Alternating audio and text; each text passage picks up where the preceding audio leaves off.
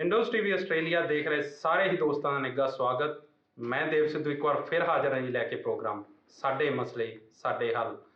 ਤੇ ਦੋਸਤੋ, ਜਿਵੇਂ ਕਿ ਤੁਸੀਂ ਜਾਣਦੇ ਹੋ ਕਿ ਪੂਰੇ ਹਫਤੇ ਜੋ ਵੀ ਚੰਗਾ ਮਾੜਾ ਵਾਪਰਦਾ ਆ ਉਹਦੇ 'ਚ ਕੁਝ ਕੁ ਖਾਸ ਖਬਰਾਂ, ਕੁਝ ਕੁ ਖਾਸ ਮੁੱਦੇ ਅਸੀਂ ਤੁਹਾਡੇ ਤੱਕ ਲੈ ਕੇ ਪਹੁੰਚਦੇ ਹਾਂ। ਸੋ ਅੱਜ ਵੀ ਕਰਾਂਗੇ ਆਪਾਂ ਕੁਝ ਕੁ ਮਸਲਿਆਂ 'ਤੇ ਵਿਚਾਰ, ਤੇ ਮੇਰੇ ਨਾਲ ਆਪਣੇ ਵਿਚਾਰਾਂ ਦੀ ਸਾਂਝ ਪਾਉਣ ਲਈ ਪਹੁੰਚ ਚੁੱਕੇ ਨੇ ਦਲਜੀਤ ਸਿੰਘ ਜੀ। ਆਓ ਸਭ ਤੋਂ ਪਹਿਲਾਂ ਉਹਨਾਂ ਦਾ ਸਵਾਗਤ ਕਰੀਏ, ਫਿਰ ਕਰਦੇ ਹਾਂ ਅਗਲੀ ਗੱਲਬਾਤ। ਦਲਜੀਤ ਜੀ, ਪਿਆਰ ਭਰੀ ਸਤਿ ਸ਼੍ਰੀ ਅਕਾਲ ਤੇ ਨਿੱਘਾ ਸਵਾਗਤ ਜੀ ਪ੍ਰੋਗਰਾਮ 'ਚ। ਸਤਿ ਸ਼੍ਰੀ ਅਕਾਲ ਜੀ ਦੇਵ ਸਿੱਧੂ ਸਾਹਿਬ, ਤੇ ਸਤਿ ਸ਼੍ਰੀ ਅਕਾਲ ਇੰਡੋਜ਼ ਟੀਵੀ ਦੇਖ ਰਹੇ ਸਾਰੇ ਦਰਸ਼ਕਾਂ ਨੂੰ। ਤੇ ਆਸ ਕਰਦਾ ਕਿ ਤੁਹਾਡਾ ਸਮਾਂ ਬਹੁਤ ਵਧੀਆ ਬਤੀਤ ਹੋ ਰਿਹਾ ਹੁਣ। ਜੀ ਦਲਜੀਤ ਜੀ, ਪਿਛਲੇ 2-3 ਪ੍ਰੋਗਰਾਮਾਂ ਤੋਂ ਜਦੋਂ ਵੀ ਆਪਾਂ ਗੱਲ ਸ਼ੁਰੂ ਕੀਤੀ ਤਾਂ ਗੱਲ ਸ਼ੁਰੂ ਕੀਤੀ ਵਧਾਈਆਂ ਤੋਂ, ਸ਼ੁਭ ਕਾਮਨਾਵਾਂ ਤੋਂ, ਕਿਉਂਕਿ ਉਦੋਂ ਗੁਰੂ ਨਾਨਕ ਪਾਤਸ਼ਾਹ ਦੇ ਪ੍ਰਕਾਸ਼ ਪੁਰਬ ਦੇ ਦਿਨ ਚੱਲ ਰਹੇ ਸੀ ਤੇ ਨਾਲ ਦੀ ਨਾਲ ਕਰਤਾਰਪੁਰ ਲਾਂਘੇ ਦੇ ਖੁੱਲ੍ਹਣ ਦੀ ਵੀ ਪੂਰੇ ਸਿੱਖ ਸਮਾਜ 'ਚ ਖੁਸ਼ੀ ਦਿਖਾਈ ਦੇ ਰਹੀ ਸੀ। ਪਰ ਜਿਹੜੀ ਅੱਜ ਖਬਰ ਤੋਂ ਮੈਂ ਗੱਲ ਸ਼ੁਰੂ ਕਰਨੀ ਚਾਹੁੰਦਾ, ਉਹ ਮੈਂ ਖਬਰ ਜਿੰਨੀ ਵਾਰ ਵੀ ਪੜ੍ਹੀ ਉਨੀ ਵਾਰ ਮੈਨੂੰ ਇਨਸਾਨ ਹੋਣ 'ਤੇ ਸ਼ਰਮ ਮਹਿਸੂਸ ਹੋਈ, ਤੇ ਨਾਲ ਇਹ ਵੀ ਮਹਿਸੂਸ ਹੋਇਆ ਕਿ ਅਸੀਂ ਕਿੰਨੇ ਦੋਗਲੇ ਹਾਂ। ਅਸੀਂ ਕਰੋੜਾਂ ਖਰਚ ਤੇ ਸਟੇਜਾਂ ਲਾਉਣ 'ਤੇ, ਪਤਾ ਨਹੀਂ ਕਿੰਨੇ ਅਸੀਂ ਨਗਰ ਕੀਰਤਨ ਕੱਢੇ, ਉਹ ਵੀ ਉਸ ਬਾਬੇ ਦਾ ਦਿਨ ਮਨਾਉਣ ਲਈ ਜਿਸ ਨੇ ਕਿਹਾ ਸੀ ਕਿ ਨੀਵਿਆਂ 'ਚ ਰੱਬ ਦਿਸਦਾ। ਸੋ ਪਰ ਅਸੀਂ ਆਪਣੇ ਆਪ ਨੂੰ ਗੁਰੂ ਨਾਨਕ ਪਾਤਸ਼ਾਹ ਦੇ ਪੈਰੋਕਾਰ ਤਾਂ ਖਵਾਉਂਦੇ ਹਾਂ, ਪਰ ਸ਼ਾਇਦ ਉਹਨਾਂ ਦੀਆਂ ਕਈਆਂ ਗੱਲਾਂ, ਉਹਨਾਂ ਦੀਆਂ ਸਿੱਖਿਆਵਾਂ ਸਾਨੂੰ ਸਮਝ ਨਹੀਂ ਆਉਂਦੀਆਂ। ਕਿਉਂਕਿ ਉਹਨਾਂ ਨੇ ਕਿਹਾ ਸੀਗਾ ਕਿ ਉਹਨਾਂ ਨੇ ਜਾਤ ਪਾਤ ਨੂੰ ਬੜੀ ਠੋਕ ਕੇ ਵਜਾ ਕੇ ਇਹਨੂੰ ਭੰਡਿਆ ਸੀ, ਪਰ ਅਸੀਂ ਅੱਜ ਵੀ ਸ਼ਾਇਦ ਜਾਤਾਂ ਪਾਤਾਂ 'ਚ ਵੰਡੇ ਹਾਂ।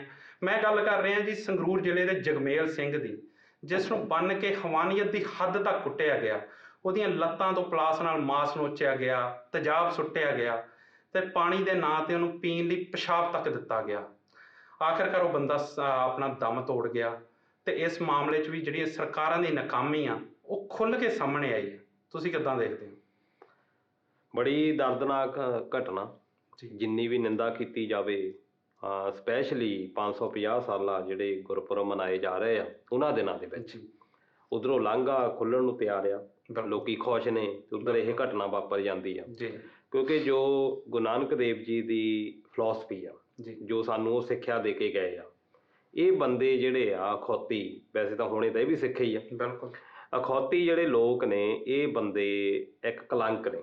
ਜੀ ਇਹ ਬੰਦੇ ਉਹ ਨੇ ਜਿਹੜੇ ਉਹ ਸਿੱਖਿਆ ਤੋਂ ਬਿਲਕੁਲ ਉਲਟ ਵੀ ਚੱਲਦੇ ਆ, ਜੀ ਤੇ ਦੂਜਿਆਂ ਦੀਆਂ ਭਾਵਨਾਵਾਂ ਜਿਹੜੀਆਂ ਹਾਰਟ ਆਪਣੇ, ਸਿਰਫ ਉਹ ਜਿਹੜੇ 4 ਬੰਦੇ ਆ ਇਸ ਮਾਮਲੇ 'ਚ ਦੋਸ਼ੀ, ਆਪਣੀਆਂ ਸੰਤੁਸ਼ਟੀਆਂ ਕਰਨ ਦੇ ਲਈ ਜਿਹੜੀਆਂ ਇੱਕ ਬੰਦੇ 'ਚ ਪਸ਼ੂ ਬਿਰਤੀਆਂ ਪਾਈਆਂ ਜਾਂਦੀਆਂ, ਜੀ ਉਹਨਾਂ ਨੂੰ ਸੰਤੁਸ਼ਟ ਕਰਨ ਦੇ ਲਈ ਕਿੰਨਿਆਂ ਬੰਦਿਆਂ ਨੂੰ, ਜਿੱਦਾਂ ਹੁਣ ਤੁਸੀਂ ਦੱਸਿਆ ਵੀ ਤੁਸੀਂ ਵੀ ਨਿਰਾਸ਼ ਹੋਏ ਆ, ਬਿਲਕੁਲ।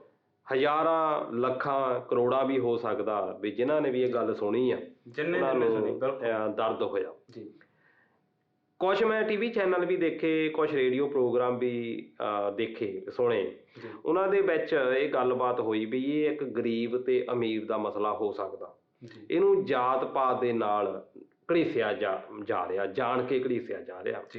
ਪਰ ਮੈਂ ਇਸ ਗੱਲ ਦੇ ਨਾਲ ਸਹਿਮਤ ਨਹੀਂ। ਜੀ ਸਹਿਮਤ ਇਸ ਕਰਕੇ ਨਹੀਂ ਕਿ ਲੜਾਈ ਹੁੰਦੀ ਆ, ਇਹ ਹੋ ਸਕਦੀ ਆ, ਇਹਦੇ ਵਿੱਚ ਕੋਈ ਗਰੀਬ ਅਮੀਰ ਵਾਲੀ ਗੱਲ ਨਹੀਂ। ਲੜਾਈ ਕਿਸੇ ਦੀ ਵੀ ਹੋ ਸਕਦੀ ਆ, ਅਮੀਰ ਅਮੀਰ ਦੀ ਹੋ ਸਕਦੀ, ਗਰੀਬ ਗਰੀਬ ਦੀ ਹੋ ਸਕਦੀ ਆ, ਅਮੀਰ ਤੇ ਗਰੀਬ ਦੀ ਹੋ ਸਕਦੀ ਆ। ਜੀ ਲੜਾਈ ਦੇ ਵਿੱਚ ਕੀ ਹੁੰਦਾ ਕਿ ਤੁਸੀਂ ਇੱਕ ਦੂਜੇ ਦੇ ਸੱਟ ਚੋਟ ਵੀ ਮਾਰ ਸਕਦੇ ਹੋ, ਗਾਲਾਂ ਵੀ ਕੱਢ ਸਕਦੇ ਹੋ। ਜੀ ਐਂਡ ਜੇ ਲੜਾਈ ਦਾ ਹੈਗਾ ਵੀ ਬੰਦਾ ਮਾਰ ਦਿੰਦੇ ਆ। ਜੀ ਮਾਰਨ ਦਾ ਮਤਲਬ ਕੀ ਹੁੰਦਾ? ਕਿਸੇ ਦੇ ਕੋਈ ਇੱਟ ਮਾਰ ਦਿੰਦਾ, ਕਿਸੇ ਨੂੰ ਕੋਈ ਰੱਸਾ ਪਾ ਕੇ ਫਾਹਾ ਦੇ ਦਿੰਦਾ, ਕਿਸੇ ਦੇ ਕੋਈ ਗੋਲੀ ਮਾਰ ਦਿੰਦਾ। ਉਹ ਵੀ ਐਂਡਲਾ ਸਟੈਪ ਹੈ, ਜੇ ਐਂਡਲਾ ਜਦੋਂ ਬਹੁਤ ਜ਼ਿਆਦਾ ਗੁੱਸਾ ਜਿਹੜਾ ਹਾਵੀ ਹੁੰਦਾ, ਇਹ ਘਟਨਾਵਾਂ ਹੋ ਜਾਂਦੀਆਂ, ਇਹ ਸਮਾਜ ਦੇ ਵਿੱਚ ਹੁੰਦੀਆਂ ਤੇ ਅਕਸਰ ਪਾਈਆਂ ਜਾਂਦੀਆਂ।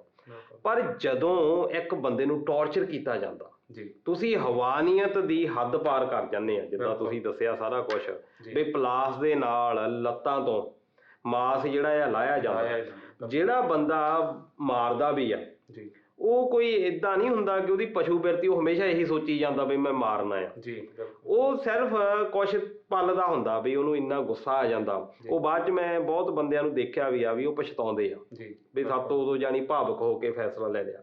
ਪਰ ਜਿਹੜਾ ਬੰਦਾ ਏਦਾਂ ਨੋਚ ਕੇ ਜਿਹੜਾ ਕਿਸੇ ਨੂੰ ਤੰਗ ਕਰ ਰਿਹਾ, ਇਹਦਾ ਮਤਲਬ ਇਹ ਆ ਕਿ ਉਹਦੇ ਵਿੱਚ ਉਹ ਕਰਨਾ ਚਾਹੁੰਦਾ, ਉਹ ਤਾਂ ਬਿਲਕੁਲ ਉਹ ਹਵਾਨ ਬਣਿਆ ਆ। ਉਹਨੂੰ ਇਹ ਨਹੀਂ ਹੈਗਾ ਕਿ ਉਹਦਾ ਗੁੱਸਾ ਜਿਹੜਾ ਹੈ, ਕਿਉਂਕਿ ਗੁੱਸਾ ਦਾ ਕੁਛ ਪਲ ਦਾ ਹੁੰਦਾ। ਜਿਹੜਾ ਬੰਦਾ ਉਹਨੂੰ ਜਿਹੜਾ ਤੜਫਾ ਰਿਹਾ ਆ, ਹੁਣ ਦੂਜੇ ਪਾਸੇ ਜਿਹੜੀ ਗੱਲ ਮੈਂ ਕਹੀ ਕਿ ਦਲਿਤ ਤੇ ਇਹ ਜਿਹੜਾ ਜੱਟ ਦਾ ਮਸਲਾ ਹੈਗਾ, ਇਹਦੇ ਨਾਲ ਮੈਂ ਸਹਿਮਤ ਇਸ ਕਰਕੇ ਆ ਕਿ ਜਿੰਨੀਆਂ ਪਿਛਲੀਆਂ ਘਟਨਾਵਾਂ ਦੇਖੋ ਕਿ ਜਿੰਨੇ ਵੀ ਟੌਰਚਰ ਕੀਤੇ ਗਏ ਆ, ਦਲ ਤੇ ਕਿਉਂ ਟੌਰਚਰ ਕੀਤੇ ਗਏ।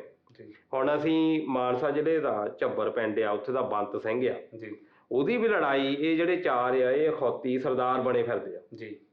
ਪੈਸਾ ਆਪਣੇ ਘਰ ਹੋਊਗਾ, ਕਿਸੇ ਦੇ ਕੋਈ ਬੰਦਾ ਲੈ ਕੇ ਤਾਂ ਖਾਂਦਾ ਨਹੀਂ, ਜੇ ਕੋਈ ਖਾਂਦਾ ਵੀ ਆ ਕੰਮ ਕਰਦੇ ਹੋਣਗੇ, ਹਨਾ, ਕੰਮ ਕਰਕੇ ਜਿਹੜਾ ਆ ਉਹ ਰੋਟੀ ਤੋਂ ਵੀ ਮਿਹਨਤ ਕਰਦੇ, ਫਿਰ ਉਹਨਾਂ ਨੂੰ ਕਰਦੇ ਤੇ ਆਪਣੇ ਆਪ ਨੂੰ ਸਰਦਾਰ ਕਹਾਉਂਦੇ ਆ। ਜਿਹੜੀਆਂ ਜ਼ਗੀਰਦਾਰੀਆਂ ਸੰਵਿਧਾਨ ਨੇ ਖਤਮ ਕਰ ਦਿੱਤੀਆਂ 1947 ਦੇ ਵਿੱਚ, ਇਹ ਜਿਹੜੀਆਂ ਮਾਲਵੇ ਦੇ ਵਿੱਚ ਖਾਸ ਤੌਰ ਤੇ ਅੱਜ ਵੀ ਜ਼ਗੀਰਦਾਰ ਆਪਣੇ ਆਪ ਨੂੰ ਸਰਦਾਰ ਕਹਾਉਂਦੇ ਆ, ਮੁੱਛਾਂ ਖੁੰਡੀਆਂ ਰੱਖੀਆਂ ਆ, ਉਹ ਐਕਚੁਅਲੀ ਕੀ ਆ ਕਿ ਉਹ ਆਪਣੇ ਆਪ ਨੂੰ ਉੱਚੇ ਸਮਝਦੇ ਆ, ਦੂਜੇ ਬੰਦੇ ਨੂੰ ਜਿਹੜਾ ਆ ਉਹ ਨੀਵਾਂ ਸਮਝਦੇ ਆ। ਹੁਣ ਉਹਦੇ ਵਿੱਚ ਬੰਤ ਸਿੰਘ ਝੱਬਰ ਦੀ ਮੈਂ ਐਗਜ਼ਾਮਪਲ ਦਿੱਤੀ, 2 ਹੀ ਲੱਤਾਂ ਵੱਢੀਆਂ ਗਈਆਂ, ਇੱਕ ਬਾਂਹ ਵੱਢ ਦਿੱਤੀ ਗਈ। ਉਸ ਵੇਲੇ ਕਾਂਗਰਸ ਦਾ ਰਾਜ ਸੀ, 2006 ਦੀ ਗੱਲ ਆ। ਫਿਰ ਫੋਨ ਕੀਤਾ ਗਿਆ ਉਹਦੇ ਹੀ ਕਿਸੇ ਸਾਥੀ ਨੂੰ ਵੀ ਅਸੀਂ ਤੁਹਾਡਾ ਬੰਦਾ ਜਿਹੜਾ ਵੱਢ ਦਿੱਤਾ, ਇਹਨੂੰ ਆ ਕੇ ਲੈ ਜਾਓ। ਇੱਕ ਸੱਤਾ ਦਾ ਜਿਹੜਾ ਨਸ਼ਾ ਚੜਿਆ ਹੋਇਆ ਕਿ ਅਸੀਂ ਜਿਹੜਾ ਕੰਮ ਕਰਨਾ ਕਰ ਦਿੱਤਾ, ਕਿ ਸਾਨੂੰ ਤਾਂ ਕਿਸੇ ਨੇ ਰੋਕਣਾ ਟੋਕਣਾ ਨਹੀਂ, ਕਾਂਗਰਸ ਦੀ ਸਰਕਾਰ, ਅਸੀਂ ਸਰਕਾਰੀ ਬੰਦੇ। ਫਿਰ ਦੂਜੀ ਘਟਨਾ 2015 'ਚ ਹੁੰਦੀ ਆ, ਉਹਦੇ ਵਿੱਚ ਭੀਮ ਟਾਂਕ ਨਾਂ ਦਾ ਜਿਹੜਾ ਬੰਦਾ, ਸ਼ਿਵਲਾਲ ਡੋਡਾ, ਜਿਹੜਾ ਕਿ ਅਕਾਲੀਆਂ ਦਾ ਜਾਨੀ ਕਹਿ ਲਓ ਵੀ ਖਾਸ ਬੰਦਾ ਸੀ, ਸ਼ਰਾਬ ਦਾ ਕਾਰੋਬਾਰੀ ਸੀ, 23 ਬੰਦੇ ਹੋਰ ਸੀ, ਹੁਣ ਉਮਰ ਕੈਦ ਵੈਸੇ ਹੋਈ ਆ ਉਹਨਾਂ ਨੂੰ। ਉਹਦੇ ਵਿੱਚ ਵੀ ਦੇਖੋ ਤੁਸੀਂ ਫੋਟੋਆਂ ਵੀ ਵਾਇਰਲ ਹੋਈਆਂ, ਉਹਦਾ ਪੈਰ ਅਲੱਗ ਦਿਖਦਾ, ਕਿਸ ਤਰੀਕੇ ਦੇ ਨਾਲ ਟੋਟੇ ਕਰ ਦਿੱਤਾ ਗਿਆ ਉਸ ਬੰਦੇ ਨੂੰ, ਭੀਮ ਟਾਂਕ ਨੂੰ। ਮੈਂ ਇੱਥੇ ਇਹ ਨਹੀਂ ਕਹਿ ਰਿਹਾ ਕਿ ਜਿਹੜਾ ਬੰਦਾ ਮਰਨ ਵਾਲਾ ਆ ਉਹਨੇ ਕੋਈ ਗਲਤੀ ਨਹੀਂ ਕੀਤੀ ਹੋ ਸਕਦਾ ਗਲਤੀਆਂ ਹੋਈਆਂ ਹੋਣਗੀਆਂ, ਕਿਸੇ ਦੀ ਵਿੱਚ ਗਲਤੀ ਹੋ ਸਕਦੀ, ਪਰ ਏਦਾਂ ਟੌਰਚਰ ਕਰਨ ਦਾ ਅਧਿਕਾਰ ਤੁਹਾਨੂੰ ਕਿਸ ਨੇ ਦੇ ਦਿੱਤਾ। ਹੁਣ ਇਹਦੇ ਵਿੱਚ ਅਸੀਂ ਇਹ ਵੀ ਇੱਕ ਅਧਿਆਇ ਜੁੜ ਗਿਆ। ਫਿਰ ਸਰਕਾਰੀ ਜਿਹੜੇ ਮੁਲਾਜ਼ਮ ਆ ਉਹ ਸਭ ਤੋਂ ਜ਼ਿਆਦਾ ਜ਼ਿੰਮੇਵਾਰ ਆ। ਪਹਿਲਾਂ ਤਾਂ ਦੇਖੋ ਕਿ ਉਹਦੇ ਜਿਹੜੇ ਇੰਨਾ ਟੌਰਚਰ ਕੀਤਾ ਗਿਆ, ਉਹ ਬੰਦਾ ਦੱਸ ਵੀ ਰਿਹਾ ਆ, ਉਹਦੀ ਰਿਪੋਰਟ ਹੀ ਨਹੀਂ ਲਿਖੀ ਜਾਂਦੀ। ਜੇ ਰਿਪੋਰਟ ਲਿਖੀ ਜਾਂਦੀ ਆ ਤਾਂ ਧਾਰਾਵਾਂ ਹੀ ਬੜੀਆਂ ਥੋੜ੍ਹੀਆਂ ਲਾਈਆਂ ਜਾਂਦੀਆਂ। ਡਾਕਟਰ ਆ ਉਹ ਜਦੋਂ ਇਲਾਜ ਲਈ ਗਏ ਆ ਉਹ ਬਸ ਘਰ ਨੂੰ ਤੋਰ ਦਿੰਦੇ ਆ ਮਾੜੀ ਮੋਟੀ ਦਵਾਈ ਦੇ ਕੇ, ਜਦ ਕਿ ਡਾਕਟਰ ਨੂੰ ਪਤਾ ਹੁੰਦਾ, ਡਾਕਟਰ ਨੂੰ ਦੂਜਾ ਰੱਬ ਕਹਿੰਦੇ ਆ। ਤੇ ਜੇ ਡਾਕਟਰ ਵੀ ਏਦਾਂ ਕਰਦਾ ਉਹ ਵੀ ਹਵਾਨ ਆ। ਜੇ ਪੁਲਿਸ ਵਾਲੇ ਨੇ ਕਿਸੇ ਪ੍ਰੈਸ਼ਰ ਦੇ ਵਿੱਚ ਕੰਮ ਨਹੀਂ ਕੀਤਾ ਉਹ ਵੀ ਹਵਾਨੀਅਤ ਦੇ ਵਿੱਚ ਬਰਾਬਰ ਜ਼ਿੰਮੇਵਾਰ ਹੈ। ਸ਼ਿਵਲਾਲ ਡੋਡੇ ਦੇ ਦਬਾਅ ਦੇ ਵਿੱਚ ਵੀ ਇੱਦਾਂ ਪੁਲਿਸ ਨੇ ਕੀਤਾ ਸੀ। ਆਪਣੇ ਆਪ ਨੂੰ ਜਵਾਬ ਜਿਹੜਾ ਆ ਤੁਹਾਨੂੰ ਦੇਣਾ ਪੈਣਾ, ਤੁਸੀਂ ਜਿਹੜੇ ਆ ਇੱਦਾਂ ਦੇ ਕੰਮ ਕਰਦੇ ਹੋ। ਫਿਰ ਦੂਜੀ ਗੱਲ ਇਹ ਕਿ ਇਸ ਮਸਲੇ ਦੇ ਵਿੱਚ ਉਹ ਬੰਦੇ ਜਿਹੜੇ ਇਹ ਬਿਊਰੋਕ੍ਰੇਸੀ ਦੇ ਵਿੱਚ ਹੈਗੇ ਆ, ਚਾਹੇ ਉਹ ਡਾਕਟਰ ਆ ਚਾਹੇ ਉਹ ਪੁਲਿਸ ਵਾਲੇ ਆ, ਰਿਜ਼ਰਵੇਸ਼ਨ ਦੇ ਨਾਲ ਸੀਟਾਂ ਇਸੇ ਕਰਕੇ ਦਿੱਤੀਆਂ ਗਈਆਂ ਸੀ ਬਈ ਹਰ ਬੰਦੇ ਨੂੰ ਆਪਣੀ ਰੈਪਰੈਜ਼ੈਂਟੇਸ਼ਨ ਮਿਲੇ, ਕਿ ਉਹਦੀ ਸੁਣਵਾਈ ਹੋਵੇ। ਰਿਜ਼ਰਵੇਸ਼ਨ ਦਾ ਮਤਲਬ ਇਹ ਨਹੀਂ ਸੀ ਕਿ ਖਰਾਤ ਦਿੱਤੀ ਸੀ ਕਿਸੇ ਨੂੰ, ਉਹਨੂੰ ਰਿਜ਼ਰਵੇਸ਼ਨ ਨੂੰ ਵੈਸੇ ਰੈਪਰੈਜ਼ੈਂਟੇਸ਼ਨ ਕਿਹਾ ਗਿਆ ਕਿ ਹਰ ਕਮਿਊਨਿਟੀ ਨੂੰ ਰੈਪਰੈਜ਼ੈਂਟੇਸ਼ਨ ਦਿੱਤੀ ਜਾਵੇ, ਅਦਰਵਾਈਜ਼ ਇਹਨਾਂ ਦਾ ਹਾਲ ਜਿਹੜਾ ਪੁੱਛਣਾ ਨਹੀਂ ਕਿਸੇ ਨੇ। ਪਰ ਉਹ ਪੁਲਿਸ ਜਿਹੜੇ ਥਾਣੇ ਨੇ ਕੀਤਾ ਹੋਊਗਾ ਉੱਥੇ ਰਿਜ਼ਰਵ ਕੈਟੇਗਰੀ ਦੇ ਬੰਦੇ ਹੋਣੇ ਆ। ਜਿਹੜੇ ਡਾਕਟਰ ਜਿਹਨਾਂ ਨੇ ਇਲਾਜ ਨਹੀਂ ਕੀਤੇ ਉਹਨਾਂ ਦੇ ਵਿੱਚ ਵੀ ਰਿਜ਼ਰਵ ਕੈਟੇਗਰੀ ਦੇ ਵਿੱਚ ਹੋਣੇ ਆ। ਜਿਹੜੇ ਬੰਦੇ ਪੋਲੀਟੀਕਲ ਆਗੂ ਆ, ਚਾਹੇ ਉਹ ਕਾਂਗਰਸ ਦੇ ਵਿੱਚ ਆ ਤੇ ਚਾਹੇ ਅਕਾਲੀਆਂ ਦੇ ਵਿੱਚ ਆ, ਉਹਨਾਂ ਦੇ ਵਿੱਚ ਵੀ ਰਿਜ਼ਰਵ ਕੈਟੇਗਰੀ ਦੇ ਬੰਦੇ ਆ। ਪਰ ਉਹ ਜਿਹੜੇ ਬੰਦੇ ਆ ਜਿਹਨੇ ਕੰਮ ਦੇ ਲਈ ਉਹਨਾਂ ਨੂੰ ਸੀਟਾਂ ਦਿੱਤੀਆਂ ਗਈਆਂ, ਜਿਨ੍ਹਾਂ ਚੀਜ਼ਾਂ ਦੇ ਲਈ ਉਹਨਾਂ ਨੂੰ ਨਿਯੁਕਤ ਕੀਤਾ ਗਿਆ, ਉਹ ਉਸ ਬਾਰੇ ਬੋਲਦੇ ਨਹੀਂ। ਵੈਸੇ ਬੜੀ ਕੜਵੀ ਸੱਚਾਈ ਆ ਇਹ। ਗਰੀਬ ਬੰਦਾ, ਦਲਿਤਾਂ ਦੀ ਜਿਹੜੀ ਹਾਲਾਤ ਆ ਬੜੇ ਨਿੱਘਰਦੇ ਜਾ ਰਹੇ ਆ। ਇਹਨੂੰ ਜੇ ਅਸੀਂ ਬਰੋਡ ਕਰਕੇ ਦੇਖੀਏ, ਇਹ ਇਕੱਲਾ ਪੰਜਾਬ ਦੇ ਵਿੱਚ ਜਿਹੜੇ ਇਹ ਕਾਂਡ ਹੋ ਰਹੇ ਆ, ਯੂਪੀ ਬਿਹਾਰ ਦੇ ਵਿੱਚ ਆਮ ਆ। ਕਿਸੇ ਨੂੰ ਘੋੜੀ ਦੇ ਉੱਤੇ ਨਹੀਂ ਚੜ੍ਹਨ ਦਿੱਤਾ ਜਾਂਦਾ। ਅਸੀਂ ਤਾਂ ਸੁਣਦੇ ਆਏ ਆ ਹੁਣ ਤੱਕ ਕਿ ਪੰਜਾਬ ਜਿੰਦਾ ਗੁਰੂਆਂ ਦੇ ਨਾਂ ਤੇ, ਗੁਰੂਆਂ ਦੇ ਨਾਂ ਤੇ ਜਿਉਂਦਾ ਸੀ। ਇੱਕ ਦੂਜੇ ਦੇ ਭਾਈਵਾਲ ਸੀ, ਗਰੀਬੀ ਅਮੀਰੀ ਕਦੀ ਕੋਈ ਇੱਦਾਂ ਦਾ ਫਰਕ ਨਹੀਂ। ਮੈਂ ਦੁਆਬੇ ਦਾ ਰਹਿਣ ਵਾਲਾ, ਪਰ ਜਦੋਂ ਮਾਲਵੇ ਦੇ ਵਿੱਚ ਜਾਣ ਦਾ ਮੌਕਾ ਮਿਲਿਆ ਉੱਥੇ ਤਾਂ ਬਹੁਤ ਜ਼ਿਆਦਾ ਅਜੇ ਵੀ ਵਿਗਾੜ ਹੈਗੇ ਆ। ਅਸੀਂ ਕਹਿਣ ਨੂੰ ਬਹੁਤ ਜ਼ਿਆਦਾ ਸਿੱਖੀਜ਼ਮ ਦੇ ਵਿੱਚ ਹੋ ਗਏ ਆ, ਪਰ ਸਾਨੂੰ ਤਾਂ ਅਜੇ ਬੇਸਿਕ ਰੂਲ ਹੀ ਨਹੀਂ ਪਤਾ ਲੱਗੇ।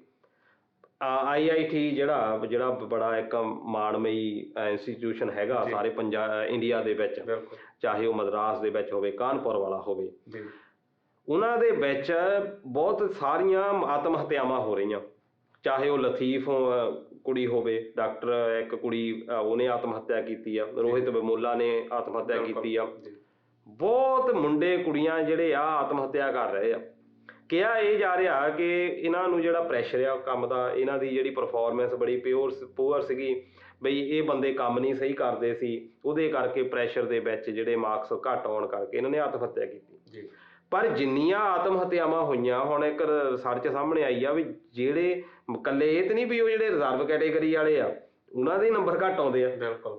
ਹੁਣ ਇਹ ਦੇਖਿਆ ਗਿਆ ਵੀ ਜਿੰਨਿਆਂ ਨੇ ਆਤਮ ਹੱਤਿਆਵਾਂ ਕੀਤੀਆਂ ਗਈਆਂ ਉਹ ਅਨੁਸੂਚਿਤ ਜਾਤੀ, ਜਨਸੂਚਿਤ ਜਾਤੀ, ਬੈਕਵਰਡ ਕਲਾਸਿਸ ਉਹਨਾਂ ਦੇ ਵਿੱਚੋਂ ਹੀ ਆ। ਹੁਣ ਉਹਦੇ ਵਿੱਚ ਮੈਂ ਦੇਖ ਰਿਹਾ ਸੀ BBC ਨੇ ਇੱਕ ਕਾਫੀ ਨਿਊਜ਼ ਵਧੀਆ ਕੀਤੀ ਆ, ਉਹਨਾਂ ਨੇ ਜਾ ਕੇ ਰਿਸਰਚ ਵੀ ਕੀਤੀ ਆ, ਲੋਕਾਂ ਨੂੰ ਪੁੱਛਿਆ ਉੱਥੇ ਜਾ ਕੇ ਸਟੂਡੈਂਟਸ ਨੂੰ ਵੀ ਤੁਸੀਂ ਵਿਵਹਾਰ ਕਿੱਦਾਂ ਦਾ। ਉਹ ਦੱਸਦੇ ਇੱਕ ਮੁਸਲਿਮ ਕੁੜੀ ਦੱਸ ਰਹੀ ਆ ਵੀ ਮੈਂ ਵੈਸੇ ਬੁਰਕਾ ਜਿਹੜਾ ਪਾਉਂਦੀ ਆ ਜਾਂ ਉਹ ਜਿਹੜਾ ਸ਼ਾਲ ਲੈਂਦੀ ਆ ਉੱਪਰ ਹਿਜ਼ਾਬ ਮੈਂ ਪਾਉਂਦੀ ਸੀ, ਇੱਥੇ ਆ ਕੇ ਮੈਂ ਉਹ ਛੱਡ ਦਿੱਤਾ ਕਿਉਂਕਿ ਮੈਨੂੰ ਪਤਾ ਵੀ ਮੇਰੇ ਨਾਲ ਭੇਦਭਾਵ ਹੈ। ਤੁਸੀਂ ਇੱਥੋਂ ਅੰਦਾਜ਼ਾ ਲਾਓ। ਬਿਲਕੁਲ। ਉਹ ਕਹਿੰਦੀ ਵੀ ਮੈਨੂੰ ਇੱਥੇ ਆ ਕੇ ਅਨਸਿਕਿਉਰ ਮੈਂ ਫੀਲ ਕਰਦੀ ਹਾਂ ਜੀ। ਐਡੀ ਦਾ ਮਾਣਮਈ ਸੰਸਥਾ IIT ਵਰਲਡ ਦੇ ਵਿੱਚ ਨਾਂ ਆ, ਉੱਥੇ ਜੇ ਇਹੋ ਜਿਹੀਆਂ ਘਟਨਾਵਾਂ ਹੋ ਰਹੀਆਂ ਪੜ੍ਹੇ ਲਿਖਿਆਂ ਦੇ ਵਿੱਚ। ਮੈਂ B.Ed ਦਾ ਸਟੂਡੈਂਟ ਰਿਹਾ, ਮੈਂ ਇਹਦੇ ਵਿੱਚ ਕੋਈ ਦੂਜਾ ਨਹੀਂ, ਮੈਂ ਸੱਚਾਈ ਪੇਸ਼ ਕਰਦਾ।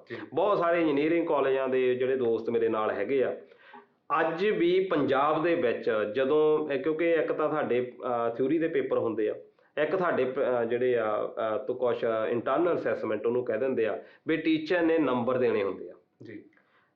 ਟੀਚਰ ਜਿਹੜਾ ਆ ਜਾਣ ਬੁੱਝ ਕੇ ਜਿਹੜੇ ਲੋਅਰ ਕੈਟੇਗਰੀ ਦੇ ਸਟੂਡੈਂਟ ਹੈਗੇ ਆ ਉਹਨਾਂ ਨੂੰ ਨੰਬਰ ਨਹੀਂ ਦਿੰਦਾ ਜੀ, ਤਾਂ ਕਿ ਇਹ ਜਿਹੜੇ ਆ ਸਟੂਡੈਂਟ ਬਰਾਬਰ ਨਾ ਜਾਣ ਜਨਰਲ ਕੈਟੇਗਰੀ ਦੇ। ਇਸੇ ਕਰਕੇ ਉਹਨਾਂ ਦੇ ਨੰਬਰ ਜਾਣ ਬੁੱਝ ਕੇ ਘਟਾਏ ਜਾਂਦੇ ਆ। ਇਹ ਬਹੁਤ ਵਾਰੀ ਰੌਲਾ ਵੀ ਪੈਂਦਾ ਆ, ਪਰ ਉਹਨੂੰ ਤੁਸੀਂ ਚੈਲੰਜ ਹੀ ਨਹੀਂ ਕਰ ਸਕਦੇ। ਫਿਰ ਤੁਸੀਂ ਦੇਖੋ ਵੀ ਜਿਹੜੀ ਇਹ ਆਵਾਜ਼ ਵੀ ਉਠਾਈ ਆ, ਇਹ BSP ਨੇ ਉਠਾਈ ਜੀ, ਬਹੁਜਨ ਸਮਾਜ ਪਾਰਟੀ ਨੇ। ਉਹਨਾਂ ਨੇ ਸਭ ਤੋਂ ਪਹਿਲਾਂ ਧਰਨੇ ਲਾਏ, ਕਾਂਗਰਸ ਵੀ ਬਾਅਦ ਦੇ ਵਿੱਚ ਬੋਲੀ, ਅਕਾਲੀ ਵੀ ਬਾਅਦ ਦੇ ਵਿੱਚ ਬੋਲੇ। ਫਿਰ ਸਰਕਾਰਾਂ ਦੀ ਤੁਸੀਂ ਗੱਲ ਕੀਤੀ ਨਲਾਇਕੀ ਦੀ, ਇਹ ਨਲਾਇਕੀ ਹੋ ਸਕਦੀ ਆ ਵੀ ਜਦੋਂ ਇਹਨਾਂ ਤੇ ਪ੍ਰੈਸ਼ਰ ਪੈਂਦਾ। ਅੱਜ ਤਾਂ ਪੰਜਾਬ ਦੇ ਜਾਂ ਇੰਡੀਆ ਦੇ ਹਾਲਾਤ ਇਹ ਹੋ ਗਏ, ਜਿਹਦਾ ਧਰਨੇ ਲੱਗਦੇ ਆ ਫਿਰ ਪੁੱਛਿਆ ਜਾਂਦਾ, ਨਹੀਂ ਤਾਂ ਨਹੀਂ। ਅਕਾਲੀਆਂ ਦੀ ਦੇਖੋ ਵੀ ਔਰਬਿਟ ਥੱਲੇ ਇੱਕ ਬੱਸ ਦੇ ਵਿੱਚ ਥੱਲੇ ਕੁੜੀ ਦੇਤੀ, ਬਿਲਕੁਲ ਠੀਕ ਆ, ਉਹਨੂੰ ਜਿਹੜਾ ਪੈਸੇ ਦਿਓ ਤੇ ਉਹਦਾ ਮੂੰਹ ਬੰਦ ਕਰਾ ਦਿਓ, ਬੱਸ ਚੋਂ ਬਾਹਰ ਸੁੱਟ ਦਿੱਤਾ ਗਿਆ, ਠੀਕ ਆ। ਤੇ ਫਿਰ ਆਪਣੇ ਅੰਮ੍ਰਿਤਸਰ ਦੇ ਵਿੱਚ ਉਹ ਕਿੱਦਾਂ ਗੁੰਡਾਗਰਦੀ ਕੀਤੀ, ਇੱਕ ਪੁਲਿਸ ਮੁਲਾਜ਼ਮ ਜਿਹੜਾ ਆਪਣੀ ਧੀ ਦੀ ਬਈ ਇੱਜ਼ਤ ਦੇ ਲਈ ਹੋਇਆ, ਉਹਨੂੰ ਜਾ ਕੇ ਗੋਲੀਆਂ ਸ਼ਰੇਆਮ ਮਾਰ ਦਿੱਤੀਆਂ। ਇਹ ਜਿਹੜੇ ਸਰਕਾਰੀ ਬੰਦੇ ਜਾਂ ਆਪਣੇ ਆਪ ਨੂੰ ਸਮਝਣ ਲੱਗ ਜਾਂਦੇ ਆ ਵੀ ਸਾਡਾ MLA, ਸਾਡਾ ਮੰਤਰੀ, ਇਹ ਬਾਅਦ ਦੇ ਵਿੱਚ ਇਹਨਾਂ ਦਾ ਹੁੰਦਾ ਦਿਮਾਗ ਖਰਾਬ। ਇਹ ਫਿਰ ਜਿਹੜੇ ਆਰਥਿਕ ਤੌਰ ਤੇ ਕਮਜ਼ੋਰ ਲੋਕ ਆ ਉਹਨਾਂ ਦੇ ਉੱਤੇ ਸ਼ੋਸ਼ਣ ਕਰਦੇ ਆ, ਉਹਨਾਂ ਦੀ ਪੂਰੀ ਸੁਣਵਾਈ ਨਹੀਂ ਹੁੰਦੀ। ਇਹ ਇੱਕ ਪਰਦਾ ਨਾਸ਼ ਹੋ ਗਿਆ ਇਹ 2-3 ਘਟਨਾਵਾਂ ਤੋਂ। ਚਾਹੇ ਉਹ ਬੰਤ ਸਿੰਘ ਵਾਲੀ ਗੱਲ ਹੋ ਰਹੀ, ਭੀਮ ਟਾਂਕ ਵਾਲੀ ਗੱਲ ਲੈ ਲਈਏ, ਜਾਂ ਜਸਮੇਲ ਸਿੰਘ ਵਾਲੀ ਗੱਲ ਲੈ ਲਈਏ, ਕਿ ਜਿਹੜੀ ਬਿਊਰੋਕ੍ਰੇਸੀ ਜਾਂ ਸਿਸਟਮ ਜਿਹੜਾ ਆ ਉਹਦੇ ਵਿੱਚ ਅਮੀਰ ਬੰਦੇ ਦੀ ਸੁਣਵਾਈ ਆ, ਗਰੀਬ ਬੰਦਾ ਅੱਜ ਵੀ ਉਸੇ ਤਰ੍ਹਾਂ ਜਿਹੜਾ ਆ ਹੈਗਾ। ਇਹ ਤਾਂ ਚਲੋ ਗੱਲ ਉਹੀ ਕਹਿ ਲਓ ਵੀ ਕੁਛ ਚੱਕ ਲਈ ਗੱਲ, ਨਹੀਂ ਤਾਂ ਇਹਨੇ ਮਰ ਜਾਣਾ ਸੀ ਜੀ, ਠੀਕ ਆ। ਇਹ ਤਾਂ ਜਦੋਂ ਅੱਗੇ ਗੱਲ ਜਿਹੜੀ ਆ ਫੈਲਦੀ ਗਈ, ਕਿਉਂਕਿ ਤੁਸੀਂ ਉਹ ਦੇਖੇ ਵੀ ਹੋਣੇ ਆ ਪਰਿਵਾਰ ਦੇ, ਉਹਦਾ ਭਰਾ ਦੱਸਦਾ ਵੀ ਮੇਰਾ ਪਹਿਲਾਂ ਇਹਨਾਂ ਨੇ ਹੱਥ ਤੋੜ ਦਿੱਤਾ ਸੀ ਜੀ, ਹਨਾ, ਉਹਨਾਂ ਦਾ ਤਾਂ ਹੱਥ ਪਿਆ ਸੀ ਬੰਦਿਆਂ ਦਾ। ਇਸ ਕਰਕੇ ਇਹ ਗੱਲਾਂ ਜਿਹੜੀਆਂ ਇਹਨਾਂ ਦਾ ਜਿੰਨੀ ਪੁਰਜ਼ੋਰ ਵਿਰੋਧ ਕੀਤਾ ਜਾਵੇ, ਇਹ ਵਿਰੋਧ ਕਰਨਾ ਪੈਣਾ, ਕਿਉਂਕਿ ਫੇਰ ਹੀ ਸਾਡੀ ਸੁਸਾਇਟੀ ਜਿਹੜੀ ਆ ਡਿਵੈਲਪ ਹੋਣੀ ਆ। ਅਦਰਵਾਈਜ਼ ਜਿਹੜੇ ਆ ਅਸੀਂ ਫੇਰ ਉਸੇ ਦਲਦਲ ਦੇ ਵਿੱਚ ਫੇਰ ਧੱਸ ਜਾਣਾ। ਪਰ ਦਲਜੀਤ ਜੀ ਇੱਥੇ ਇੱਕ ਗੱਲ ਮੈਂ ਜ਼ਰੂਰ ਕਰਨੀ ਚਾਹੁੰਦਾ, ਜਿੱਦਾਂ ਤੁਸੀਂ ਦੱਸਿਆ ਵੀ ਕਿ ਜਦੋਂ ਕਿ ਮਾਮਲਾ ਆਇਆ ਹੋਇਆ ਤਾਂ ਪੁਲਿਸ ਨੇ ਵੀ ਆਪਣਾ ਕੰਮ ਨਹੀਂ ਕੀਤਾ, ਡਾਕਟਰਾਂ ਨੇ ਵੀ ਆਪਣਾ ਕੰਮ ਨਹੀਂ ਕੀਤਾ, ਅਤੇ ਜਿਹੜੀਆਂ ਸਰਕਾਰਾਂ ਨੇ ਵੀ ਮਤਲਬ ਹੁਣ ਜਦੋਂ ਲੋਕ ਇਕੱਠੇ ਹੋਏ, ਉਹਨਾਂ ਨੇ ਹਾਂ ਦਾ ਨਾਅਰਾ ਮਾਰਿਆ ਤਾਂ ਸਰਕਾਰਾਂ ਨੇ ਮਤਲਬ ਉਹਦੀ ਇਨਸਾਨ ਦੀ ਜਿਹੜੀ ਜ਼ਿੰਦਗੀ ਉਹਦਾ ਮੁੱਲ ਪਾਤਾ, 20 ਲੱਖ ਰੁਪਏ ਦੇਣ ਦਾ ਵਾਅਦਾ ਕਰਤਾ, ਇੱਕ ਸਰਕਾਰੀ ਨੌਕਰੀ ਦੇਣ ਦਾ ਵਾਅਦਾ ਕੀਤਾ। ਉਹ ਪੂਰੇ ਹੁੰਦੇ ਜਾਂ ਨਹੀਂ ਹੁੰਦੇ ਇਹ ਤਾਂ ਵੱਖਰਾ ਵਿਸ਼ਾ ਹੈ, ਬਾਅਦ ਦੀ ਗੱਲ ਆ। ਪਰ ਮੈਂ ਪੁੱਛਣਾ ਚਾਹੁੰਦਾ ਕਿ ਕੀ ਸਰਕਾਰਾਂ ਦਾ ਕੰਮ ਇਹੀ ਹੁੰਦਾ ਕਿ ਸਮਾਂ ਰਹਿੰਦੇ ਅਸੀਂ ਕੁਛ ਨਹੀਂ ਕਰਨਾ, ਅਤੇ ਜਦੋਂ ਲੰਘ ਜਾਂਦਾ ਸਾਰਾ ਕੁਛ ਹੋ ਜਾਂਦਾ ਤਾਂ ਅਸੀਂ ਮੁਆਵਜ਼ਾ ਦਿੰਦੇ ਹਾਂ, ਮਾਮਲੇ 'ਤੇ ਮਿੱਟੀ ਪਵਾ ਦਿੰਦੇ ਹਾਂ। ਅਤੇ ਕਿਉਂਕਿ ਜਿਹੜੀ ਕਾਨੂੰਨ ਪ੍ਰਣਾਲੀ ਆ ਉਹਨੂੰ ਵੀ ਸਖਤੀ ਨਾਲ ਲਾਗੂ ਕਰਨਾ ਸਾਡੀਆਂ ਸਰਕਾਰਾਂ ਦਾ ਕੰਮ ਆ। ਅਤੇ ਜਿਹੜੇ ਧਨੰਤਰ ਬੰਦੇ ਆਖਿਰ ਇਹਨਾਂ ਨੂੰ ਕਾਨੂੰਨ ਦਾ ਬਿਲਕੁਲ ਵੀ ਡਰ ਕਿਉਂ ਨਹੀਂ ਆ? ਸਰਕਾਰਾਂ ਸਾਡੀਆਂ ਫੇਲ ਕਿਉਂ ਹੋ ਰਹੀਆਂ? ਹੁਣ ਤੁਸੀਂ ਦੇਖੋ, ਜਦੋਂ ਤੁਸੀਂ ਕਿਹਾ 20 ਲੱਖ ਰੁਪਈਆ ਮੁੱਲ ਪਾਇਆ ਜੀ, ਉਹਨਾਂ ਨੇ ਪਰਿਵਾਰ ਨੇ ਮੰਗ ਪਹਿਲੇ ਦਿਨ, ਪਰਿਵਾਰ ਨੇ ਤਾਂ ਕੀ ਰੱਖਣੀ ਹੁੰਦੀ ਆ, ਇਹ ਜਿਹੜੇ ਫਿਰ ਨਾਲ ਆਗੂ ਹੁੰਦੇ ਆ ਉਹ ਰੱਖ ਲੈਂਦੇ ਆ ਵੀ ਚਲੋ ਇਹਨਾਂ ਨੂੰ ਸਪੋਰਟ ਜਿਹੜੀ ਆ ਮਿਲਣੀ ਚਾਹੀਦੀ ਆ, 3 ਬੱਚੇ ਆ, ਸੋਸ਼ਲ ਸਿਕਿਉਰਿਟੀ। ਉਹਨਾਂ ਨੇ 50 ਮੰਗਿਆ ਸੀ, ਸਰਕਾਰ ਨੇ ਤਾਂ ਮੁੱਲ 8 ਲੱਖ ਪਾਇਆ ਸੀ। ਜੀ ਜੀ ਸਰਕਾਰ ਨੇ ਕਿਹਾ ਸੀ ਅਸੀਂ 8 ਲੱਖ ਦਿੰਦੇ ਹਾਂ। ਉਹ ਤਾਂ ਜਦੋਂ ਪ੍ਰੈਸ਼ਰ ਜ਼ਿਆਦਾ ਪਿਆ ਫੇਰ ਜਾ ਕੇ 20 ਲੱਖ ਕੀਤਾ। ਇਹ ਜਿਹੜੇ ਆਪਣੀਆਂ ਗੱਡੀਆਂ ਝੱਟ ਲੈ ਕੇ ਭੇਜ ਦਿੰਦੇ ਆ 2 ਸਾਲਾਂ ਬਾਅਦ ਕਿ ਸਾਡੀ ਗੱਡੀ ਜਿਹੜੀ ਸਾਨੂੰ ਜੀ ਇੰਨੇ ਕਰੋੜ ਦੀ ਗੱਡੀ ਅਸੀਂ ਲੈਂਦੇ ਆ, ਇੰਨੀਆਂ ਕਰੋੜ ਦੀਆਂ ਗੱਡੀਆਂ ਸਾਡੀਆਂ, ਕਰੋੜਾਂ ਦਾ ਤੇਲ ਠੀਕ ਆ ਪਾਈ ਜਾਂਦੇ ਆ। ਜਦੋਂ ਇਦਾਂ ਦੇ ਵੇਲੇ ਆਉਂਦੇ ਆ ਉਦੋਂ ਵੀ ਇਹ ਵੋਟਾਂ ਦੀ ਰਾਜਨੀਤੀ ਕਰਦੀ, ਉਦੋਂ ਇਹਨਾਂ ਨੂੰ ਖਜ਼ਾਨੇ ਚੇਤੇ ਆ ਜਾਂਦੇ, ਉਦੋਂ ਇਹ ਦੇਖਦੇ ਆ ਕਿ ਖਜ਼ਾਨਾ ਸਾਡਾ ਖਾਲੀ ਆ। ਪਰ ਇਹਨਾਂ ਨੂੰ ਖਜ਼ਾਨੇ ਉਦੋਂ ਕਿਉਂ ਨਹੀਂ ਦਿਸਦੇ ਜਦੋਂ ਇਹ ਸਰਕਾਰਾਂ ਆਉਂਦੀਆਂ ਤੇ ਆਪਣੇ ਭੱਤੇ ਨਾਲ ਦੀ ਨਾਲ ਇਹਨਾਂ ਦੁੱਗਣੇ ਹੋ ਜਾਂਦੇ? ਕਿਉਂਕਿ ਅਸੀਂ ਇਹੀ ਗੱਲ ਹੈਗੀ ਕਿ ਸਰਕਾਰਾਂ ਜਿਹੜੀਆਂ ਆ ਲੋਕਾਂ ਲਈ, ਵੈਸੇ ਤਾਂ ਲੋਕਤੰਤਰ ਇਹ ਆ ਵੀ ਲੋਕਾਂ ਲਈ ਸਰਕਾਰ ਆ, ਲੋਕਾਂ ਦੁਆਰਾ ਚੁਣੀ ਹੋਈ ਆ, ਪਰ ਇਹ ਲੋਕਾਂ ਦੁਆਰਾ ਚੁਣੀ ਜ਼ਰੂਰ ਜਾਂਦੀ ਆ, ਪਰ ਇਹ ਨਾ ਲੋਕਾਂ ਦੀ ਸਰਕਾਰ ਆ ਤੇ ਨਾ ਲੋਕਾਂ ਲਈ ਆ। ਇਹ ਜਿਹੜੀ ਆਪਣੇ ਆਪ ਲਈ ਸਰਕਾਰਾਂ ਬਣਾਉਂਦੇ ਆ, ਇਹ ਆਪਣੀ ਰਾਜਨੀਤੀ ਚਮਕਾਉਂਦੇ ਆ। ਆਮ ਬੰਦੇ ਦੇ ਨਾਲ ਇਹਨਾਂ ਨੂੰ ਕੋਈ ਬਹੁਤਾ ਸਰੋਕਾਰ ਨਹੀਂ ਹੁੰਦਾ। ਇਹ ਤਾਂ ਇਹ ਆ ਕਿ ਆਪਾਂ ਇੱਕ ਚੱਲੀ ਆ ਵੀ ਤੂੰ ਕਾਟੋ ਇੱਕ ਉੱਤਰ ਤੇ ਦੂਜੀ ਚੜ ਜਾਵੇ, ਤੇ ਇਹ ਜਿਹੜੀ ਇੱਕ ਚੱਲ ਰਿਹਾ। ਪਰ ਲੋਕਾਂ ਨੂੰ ਹੁਣ ਅਵੇਅਰ ਹੋਣ ਦੀ ਜ਼ਰੂਰਤ ਆ। ਪਰ ਲੋਕੀ ਵੀ ਕੀ ਕਰਨ, ਜਿਹਦੇ ਉੱਤੇ ਵਿਸ਼ਵਾਸ ਕਰਦੇ ਆ ਉਹੀ ਉਹਨਾਂ ਨਾਲ ਦਗਾ ਕਮਾ ਜਾਂਦਾ। ਜਿੱਦਾਂ ਇਹ ਕਿਹਾ ਜਾਂਦਾ ਵੀ ਇਹ ਤਾਂ ਇੱਕ ਕਿੱਚੜ ਆ, ਚਿੱਕੜ ਆ ਜਿਹਦੇ ਵਿੱਚ ਕਿ ਜਿਹੜਾ ਬੰਦਾ ਧਸ ਜਾਂਦਾ ਗੰਦਾ ਹੋ ਜਾਂਦਾ। ਇੱਥੇ ਲੋੜ ਆ ਵੀ ਲਾਲ ਬਹਾਦਰ ਸ਼ਾਸਤਰੀ ਵਰਗੇ ਲੋਕਾਂ ਦੀ, ਜਿਹੜੇ ਬੰਦੇ ਸਵਾਰਥ ਤੋਂ ਬਿਨਾਂ ਰਾਜਨੀਤੀ ਦੇ ਵਿੱਚ ਸੇਵਾ ਦੇ ਤੌਰ ਦੇ ਉੱਤੇ ਅੱਜ ਵੀ ਰਿਸਪੈਕਟ ਦੇ ਨਾਂ ਨਾਲ ਜਾਣਿਆ ਜਾਂਦਾ। ਬਾਕੀ ਇਹਨਾਂ ਨੂੰ ਫਿਰ ਮਰਿਆਂ ਤੋਂ ਬਾਅਦ ਯਾਦ ਵੀ ਕੋਈ ਨਹੀਂ ਕਰਦਾ। ਇਹਨਾਂ ਦੀਆਂ ਜਿਹੜੀਆਂ ਔਗਣ ਆ, ਜਦੋਂ ਇਹਨਾਂ ਦੀਆਂ ਸ਼ਰਧਾਂਜਲੀਆਂ ਪਾਉਂਦੇ ਆ ਥੱਲੇ ਫੇਸਬੁੱਕ ਤੇ ਥੱਲੇ ਬੰਦੇ ਜਿਹੜੇ ਕਮੈਂਟ ਕਰਦੇ ਹੁੰਦੇ ਆ, ਉਹ ਵੀ ਇਹਨਾਂ ਨੂੰ ਫਿਰ ਸ਼ਰਮ ਤਾਂ ਜ਼ਰੂਰ ਆਉਂਦੀ। ਪਰ ਮੇਰੇ ਖਿਆਲ ਉਹ ਤਾਂ ਇਹੀ ਸੋਚਦੇ ਹੋਣੇ ਵੀ ਸਵਰਗ ਨਰਕ ਕਿੰਨੇ ਵੇਖਿਆ, ਆ ਜਿਹੜੀ ਜ਼ਿੰਦਗੀ ਮਿਲੀ ਹੈ ਇਹ 'ਚ ਨਜ਼ਾਰੇ ਲਓ। ਤਾਂ ਹੀ ਉਹ ਸ਼ਾਇਦ ਮੇਰੇ ਖਿਆਲ ਆਪਣੇ ਮੁੱਖ ਮੰਤਰੀ ਸਾਹਿਬ ਵੀ ਉਹਨਾਂ ਨੇ ਬਹੁਤ ਕੰਮ ਕੀਤਾ, ਹੁਣ ਛੁੱਟੀਆਂ ਮਨਾਉਣ ਗਏ ਹੋਏ ਆ। ਜੀ ਬਿਲਕੁਲ।